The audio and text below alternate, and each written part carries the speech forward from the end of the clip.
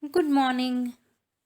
Words of Sri Aurobindo from the book The Mother with letters on the Mother. Page 1. There are two powers that alone can effect in the conjunction the great and difficult thing which is the aim of our endeavor, a fixed and unfailing aspiration that calls from below, and a supreme grace from above that answers. But the supreme grace will act only in the conditions of the light and the truth.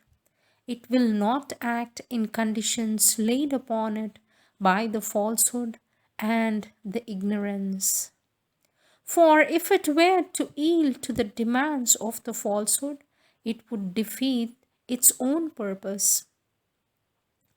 These are the conditions of the light and truth, the sole conditions under which the highest force will descend, and it is only the very highest supramental force descending from above and opening from below that can victoriously handle the physical nature and annihilate its difficulties.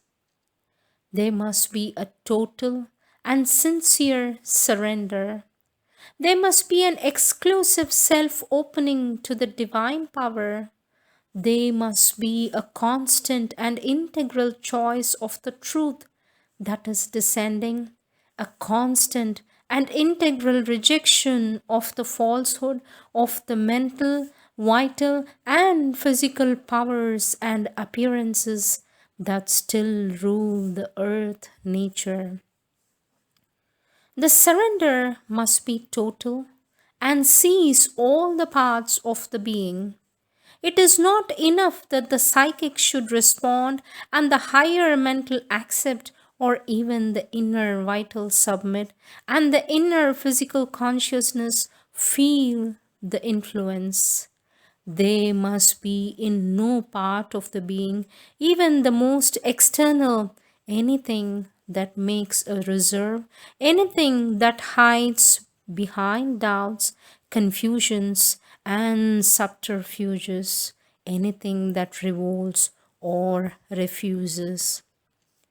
If part of the being surrenders, but another part reserves itself, follows its own way, or makes its own conditions, then each time that happens, you are yourself pushing the divine grace away from you.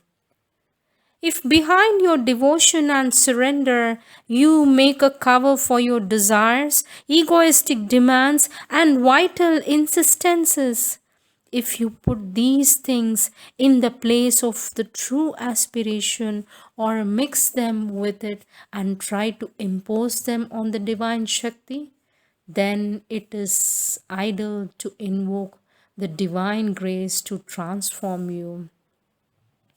If you open yourself on one side or in one part to the truth, and on another side are constantly opening the gates to hostile forces, it is vain to expect that the divine grace will abide with you.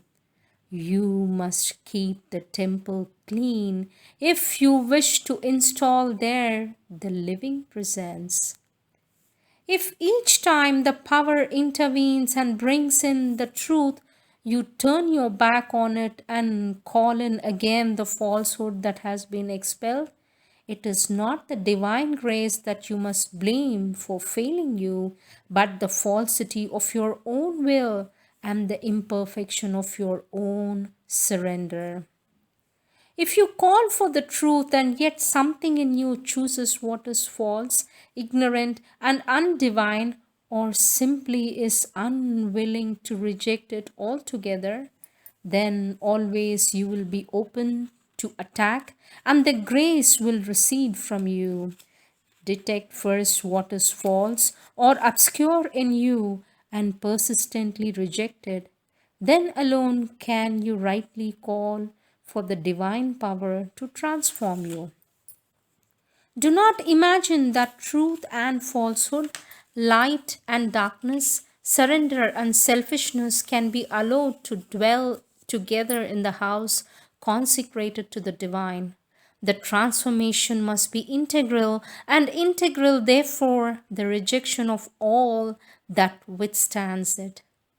Reject the false notion that the divine power will do and is bound to do everything for you at your demand, and even though you do not satisfy the conditions laid down by the Supreme.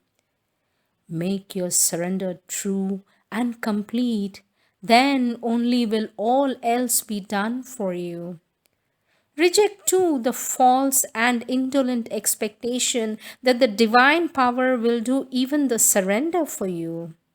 The Supreme demands your surrender to her but does not impose it.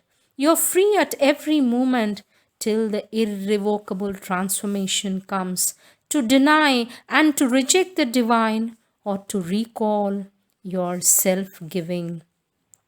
If you are willing to suffer the spiritual consequence, your surrender must be self made and free. It must be the surrender of a living being, not of an inert automation or a mechanical tool. An inert passivity is constantly confused with the real surrender. But out of an inert passivity, nothing true and powerful can come. It is the inert passivity of physical nature that leaves it at the mercy of every obscure or undivine influence.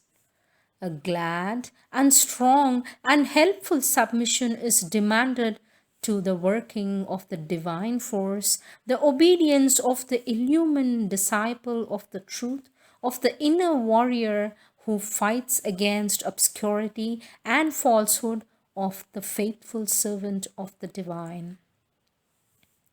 This is the true attitude, and only those who can take and keep it preserve a faith unshaken by disappointments and difficulties shall pass through the ordeal to the supreme victory and the great transmutation.